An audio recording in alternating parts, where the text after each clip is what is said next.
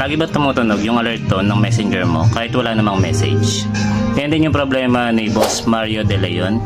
Ngayon, kung ganito rin problema ninyo mga boss, ay tuturo ko po yung pwede nyo pong gawin para kahit paano po ay masolusyonan yung itong problema. Sana po ay makatulong sa inyo. Ang una nyo lang po dapat gawin mga boss ay pumunta lang po sa app info ng inyong messenger application. Ngayon, para gawin yun ay ilong press nyo lang po yung inyong messenger app. At pagkatapos, pinutin nyo lang po yung punctuation mark dito sa bandang itaas. At mapupunta na po kayo sa app info ng inyong messenger application. Sunod, dito ang pipiliin nyo lang po ito pong manage notification. At kapag nandito na po kayo sa messenger notification, ang sunod nyo na pong gagawin dyan ay mag-scroll up lang po. At dito sa mga option na ito sa ibaba, ay kailangan nyo lang pong i-turn off itong mga ito.